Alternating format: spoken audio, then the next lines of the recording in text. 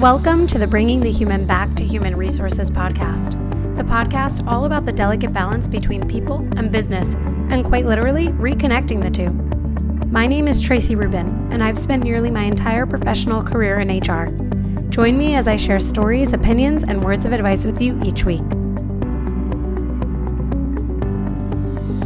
Welcome back to the podcast, everyone. I'm so excited for this week's episode because I have some personal stories to share. I'm answering some of your questions, and by the time this episode comes out, I will be 11 days away from getting married. I know I just keep talking about it, but it's all I can think about at this point. So bear with me, and then I'll talk about how great it was, and then I'll talk about how I missed the party, and then I'll talk about something else. So one day I'll look back on this and think, wow, I just needed to stop talking about it, but whatever, living my truths. So first, as a reminder, you can follow me on Instagram at hrtraci, that's HRTRACI. Please connect with me on Instagram. It's one of the best ways that I feel like I at least am getting to interact with you one-on-one, but also where I get the best understanding of what it is that you want to hear and listen to. And if you don't have Instagram, feel free to message me on LinkedIn, for example, or shoot me an email at podcast@hrtraci.com.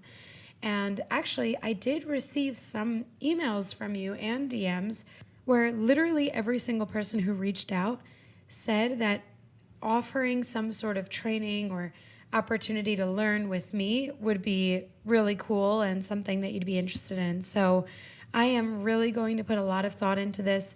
Once the wedding comes and goes, I'll have a lot more time, and I am going to dedicate myself to building something out because I think there's a reason why the idea came about, and I think that there's some real potential here for me not only to continue to see this podcast like foster and grow, but to give you something tangible, to give you something that you feel maybe is even more tailored to you. So I'm committed to this, so I hope that I'll have some information for you, some updates as I go through this process of creating what the heck that looks like. So thank you all for your outreach. If you have any other thoughts on this, please feel free to reach out.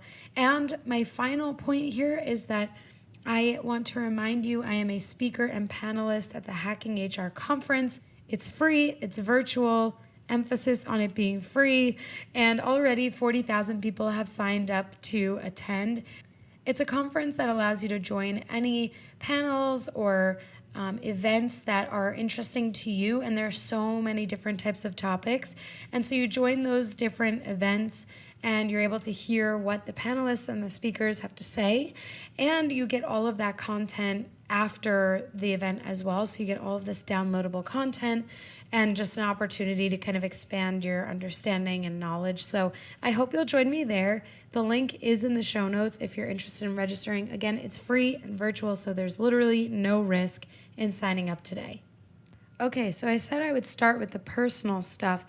The first thing that I want to say is that I had an opportunity to experience psychological safety in my workplace. And this was super profound for me because I don't know, especially if you listen to some of my episodes from a few months ago, I don't know that I totally felt like I had that psychological safety. And that is a huge part of DE&I. It's not only saying that you're going to appreciate diversity, equity, and inclusion and create space for it, but you actually have to allow for people to absorb that space and sit in that space.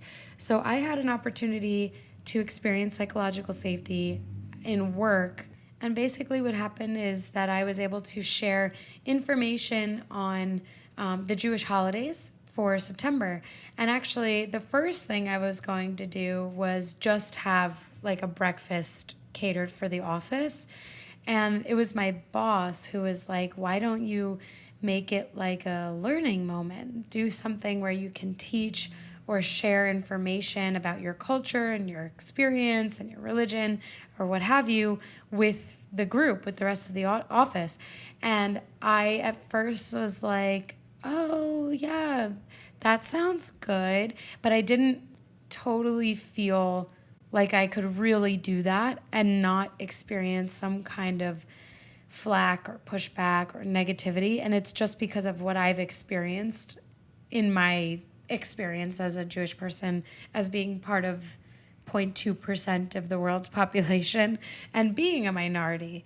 Certainly when we think of the term minority, we don't necessarily think of religion or culture, but we do represent a religious and cultural minority, especially Jews of color. They're even more of a minority. So when this idea came up, I was super nervous, worried, all of the above, just because I didn't know. I don't know. I was afraid, right? So, like, fear is the antithesis to safety and feeling psychologically safe, like fear of retaliation, fear of pushback, all of those things I was feeling in that moment, even though I knew deep down I work with people who are so open and accepting and want to hear more about each other's backgrounds. And so when I went home for the weekend, this was a few weeks ago already, I was so anxious. Like, I didn't know which way to turn, like how to start, what to lead with. And I was like, you know what? I'm just going to focus on the September holidays, and I'm going to share fun facts that people might not know about my culture. And it ended up being really, really, really successful, to the point where in the moment I was like almost having this surreal experience where I actually acknowledged within myself, within my head, wow, I just did that. And people were open and heard me and actually attended the event, because you could easily walk into my office, grab some food and from the breakfast that's being hosted, and then walk back to your desk. Even if it's in the center of the office, like, you still could do that pretty easily. And I tried not to put any pressure on anyone. I was like, if you'd like, I'm going to start the learning part soon. It'll be like 10 minutes max, nothing crazy, not going to take up a lot of your time. And I just didn't want to put pressure on people, because I didn't want it to feel like I was like forcing information down their throat. Because even though it's a learning opportunity, I mean, there are people who just like don't want to hear about things. So I was trying to find a good middle ground where I was true to myself, true to my culture, shared that information, and also made it fun and approachable. So I made a 2-slide PowerPoint, and the first slide was basically like an example, like pictures, basically, picture diagram of Jews from around the world, from India, China, Morocco, Mexico, France, like, etc. And I did that because I really think a picture speaks 1,000 words. When you see that all of these people look different but share that one thread, it could be really thought-provoking for someone who doesn't understand or know much about a particular culture. So that was the first thing. And then on the same slide, I kind of showed and talked about the holidays that were going on in September. And I gave a super brief overview of what they are and what the traditions are. And then on the second slide, I did basically like a fun fact sheet, where there were a few bullet points and a map of all of the Jewish populations in the world. And that, the very first fun fact is that Jews make up 0.2% of the world's population and 2% of the U.S. population. And I really don't think people know that, especially if you're in an area of the world or an area of the country where there's a larger Jewish population. It might feel like their population is larger than it actually is. So that was where I was able to really feel like I was able to be myself. And when I went back to my desk in that moment, I had to like take a breather because I was still kind of nervous just in general. Like, my nerves were high. My anxiety was high, I guess. I was like, wow, I'm so glad that I did that. I'm so glad that I listened and I put myself out there. And people were messaging me first that the food was amazing, which naturally I was only going to get the best kosher food possible, especially if it's a Jewish event. And then they were also messaging me that in general, there were things that they didn't know about my culture, and that it was a really well done presentation, and that they appreciated my time. So that just felt really good. So if anyone that I work with is listening to this, thank you. You made space for me, and I really appreciate that. And if you are listening to this and you want to feel psychologically safe in your workplace, I hope that this inspires you to feel that. And if you are the person that makes that space for someone else, I hope that this message inspires you to really do that. Make the space for someone, give them the opportunity to experience that psychological safety, because it really does make a huge difference on just your experience overall. I can now speak from personal experience on this. So that's my personal anecdote that I thought would be somewhat fun to share with you all this week. I wanted to answer, or I guess jump to a question and answer this question for you, because someone messaged me and I thought that this question in particular would be really interesting for others to hear. I'm sure that this kind of thing has happened to many of you in various moments of your career, and if it hasn't yet, it might come up one day. So this person messaged me saying, I work for a business that's privately owned. We're currently hiring for a position that I previously worked in, and I have number of years of experience. As a recruiter and HR, I've been conducting all interviews for this position alongside the team. The other day, my boss let me know that they scheduled an interview for me for an undisclosed person who doesn't currently work for the business, and that this person is someone that they reached out to privately, or in the recruiting world, that they reached out to passively. And this person continues to say that basically they're super confused as to why they can't review the resume.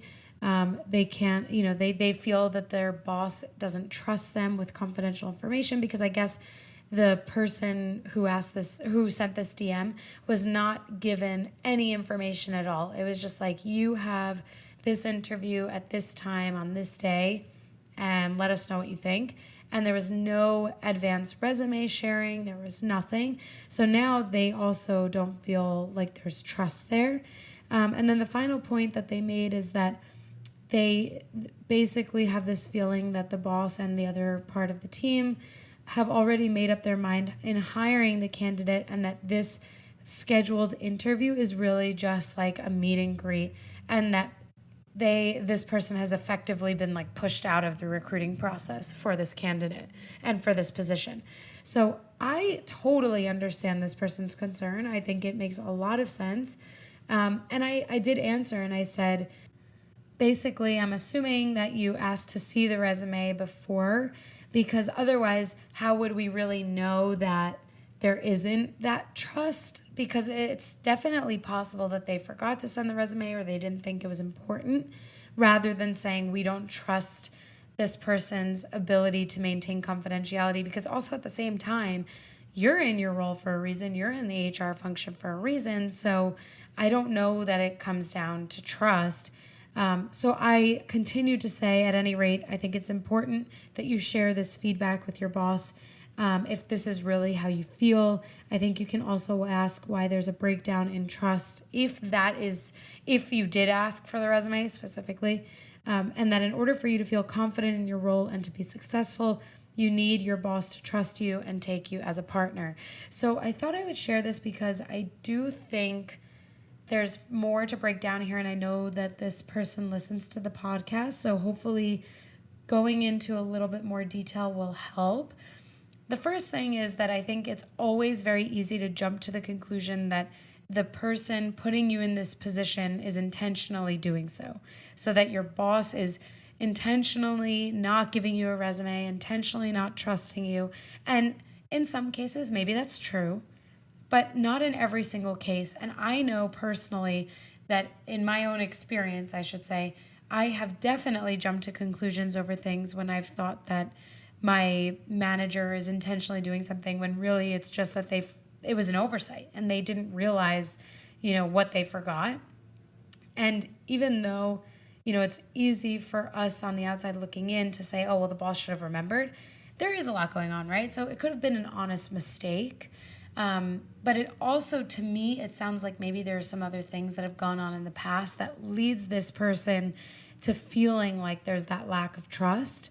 So that's where I kind of bookended my statement in saying, or my response in saying, you should give your boss feedback. And it doesn't have to be like, hey, I want to know why you don't trust me, or this is how this made me feel. You could really make it a conversation. Hey, I want to talk to you about the situation with so-and-so. Let's call him Tommy. Tommy, you put the interview on my calendar. I didn't have a resume. I actually didn't have any information on him. And I thought that was a little odd. I mean, it's not the process we've been following. Is everything okay? Is there a reason why I didn't get that information? And it really could just be a matter of having that open-ended and transparent dialogue and conversation with your boss or whoever the person is in this situation. If this is not your story, if you're listening in. You guys have heard me say this on the podcast before, but really, feedback is everything. When we can have those candid conversations with each other and say, hey, what happened here? This is how it made me feel. I'm assuming you didn't intend to do this. I hope you didn't, but I want to talk about it because I don't want this to happen again. I mean, that's kind of where the magic happens. Not only are you establishing this standard of excellence and that you want someone not only to take you seriously, but to respect your boundaries, because if you're giving someone feedback, it's about something. Whether it's good or bad, you're recognizing something that you want to continue, or you're saying, hey, this needs to change. So you're setting boundaries and standards. So that is inherently a good thing for all parties. But also when you're giving feedback or you're having those candid conversations, you're allowing for openness and transparency. So I do think it sounded to me, and maybe I just didn't have all of the information, but it sounded to me like there was more going on, or maybe there was more going on in the past where this person just instantly felt like there was just a matter of a lack of trust from the boss to the person in this situation. So the person didn't respond back to me when I answered. If you're listening and this is resonating with you, or maybe there's more to the story, let me know. I would love to be able to share some updates maybe on the next episode if possible. But in general, maybe take yourself out of it, take a step back, and if there is truth to this and they don't trust you, then there's an opportunity for you to decide if this is the right role, the right business, the right place to be. And if there isn't a whole lot of conclusive evidence, so to speak, that there's this intention behind not trusting you or not giving you this information because they don't trust you, then, I would say it's probably not exactly what you think it is. And there's more to the story and an opportunity to iron out some of those wrinkles. So last week I talked a lot about those HR certifications, didn't I? I got a lot of messages from people saying that it was super helpful to them, first of all, which I'm glad, because when I reflected, I was like, did I not give certifications the time of day? I want to be super clear. I think I said this a million times on last week's episode, I think any investment in education is a good investment. So even if it costs you $10,000 for a certification that doesn't teach you anything other than how to handle ER or investigations, when you could spend a whole lot less to learn that, then at least it's still an investment in your education, right? So that is fundamental. I just want to make that abundantly clear. But second, and actually all of the messages that I got were really positive about the episode, which is great, but I'm hypercritical of myself. And so this is just me critiquing my own critique. But that's the first thing. Like, pro education, you do you. If it's the right investment for you, go for it. If you want that SHRM title, if you want that PHR title and those, initials in your name on LinkedIn, go for it. I totally get it. If you are, like many of you who have DM'd me this, if you are currently working for an organization that has a budget for professional development, you should absolutely leverage those resources and find a way to have these certifications paid for by your employer. There's nothing more worthwhile than a training course that advances your career that you don't have to pay for. So if you have an opportunity to take SHRM or PHR class through HRCI, a lot of acronyms there, sorry. Go back to last week's episode if you're new here. But if you have an opportunity to take any of those courses, whether you think they're valuable or not, if they are being paid for by your company, take them. If I had an opportunity today to go and take a SHRM certification course, even though I don't need it because of my years of experience, but it were paid for by my company, I would take it. What's the harm, right? At least I have something more to my name. So I just wanted to use this opportunity to clarify that point because I don't think I really talked about that except for a small snippet, small section of the episode last week where it was like, get your company to pay for it. But really, get your company to pay for it. There's nothing that companies want to do more than to invest their money in training and learning and development because that enables and encourages more retention. So the hardest thing that you have to do is ask the question, hey, supervisor or HR team, or learning and development team, I really want to be certified in X. Can I submit this as an expense? Is this something that the company can cover? And it's going to be yes or no. You have a 50% chance of getting a yes. And to me, those are good odds. So go for it. If it's free, go for it. And on top of this, I know a handful of coaches, like lifestyle coaches, mentors, like people who do this for a living, who charge X dollar, amount per session to coach you and train you and mentor you.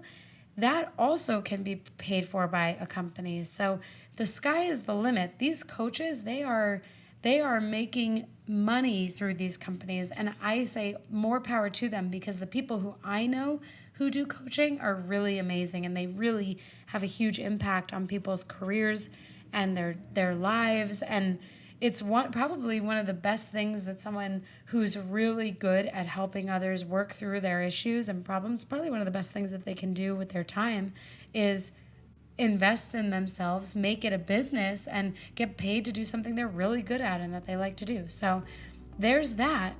Go and find a coach that's right for you. And if you would like some recommendations, I certainly would be more than happy to refer some of my colleagues, former and present, who do coaching on the side or as a full-time job to you because they're amazing. And I would only recommend someone who is amazing to you.